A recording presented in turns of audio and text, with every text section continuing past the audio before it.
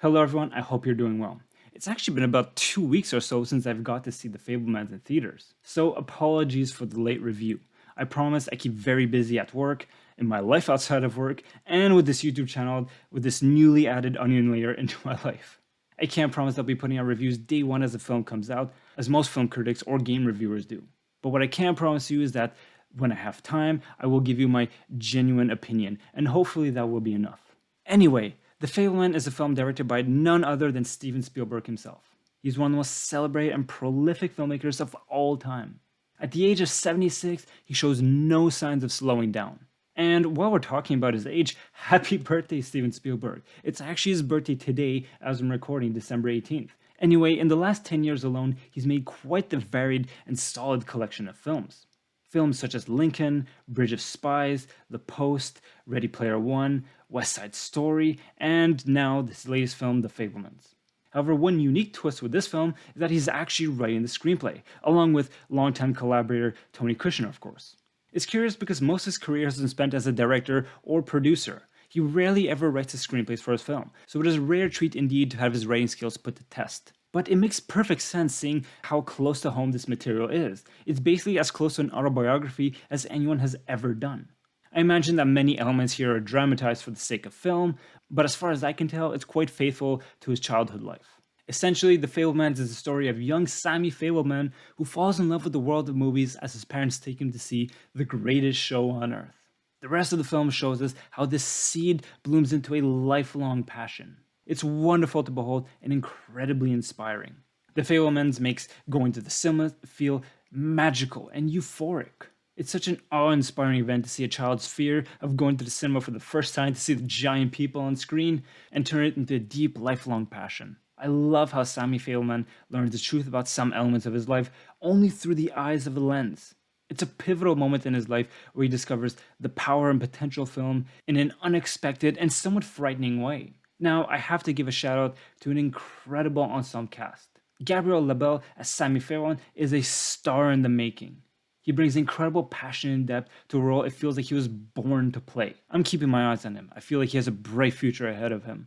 But the most astonishing character to me was Mitzi Fabelman, played by Michelle Williams, who gives the performance of a lifetime. She brings so much passion and vitality to her character.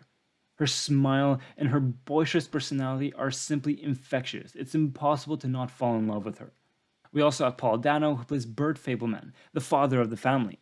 I've been saying this for years now, but I feel that Paul Dano is one of the unsung acting heroes of our generation.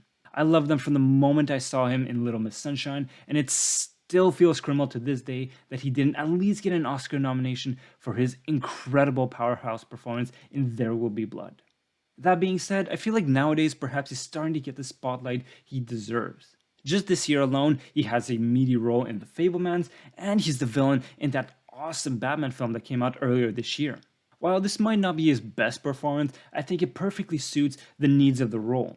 I feel like Bert Fabelman has the weight of the world on his shoulders, and his last scene in the film is absolutely devastating in the most beautiful way possible. Seth Rogen also compliments the cast in a surprisingly nuanced way. And finally, I must give special praise to Judd Hirsch. He is Sammy's great uncle, and he has a very short screen time. But that is no detriment to his character because the guy comes in like a hurricane. What a hilarious, powerful, and thought-provoking scene. I feel that this scene is pivotal to the core life lessons learned in this film. Guys, it's an incredibly moving experience that will live with me for as long as I can remember it. There isn't a single aspect of the film that isn't well realized.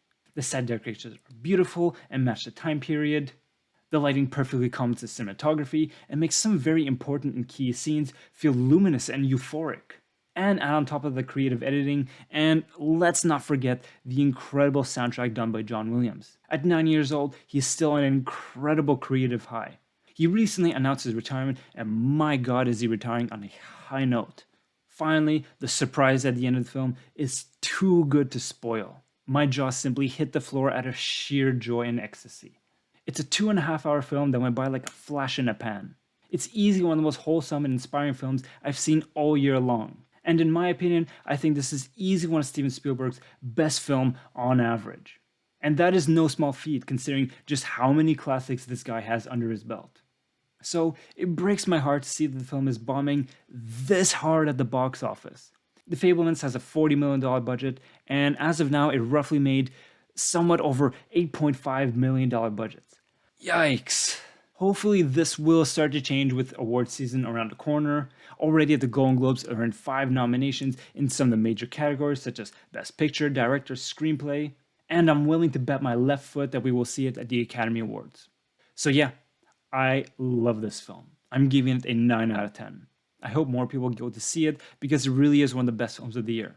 Blockbuster epics are fun and all, but these kind of films keep the soul of cinema alive and healthy for many years to come. That is all for today, folks. As always, wishing you and your loved ones nothing but the best. Take care, enjoy your holidays, and talk to you very soon.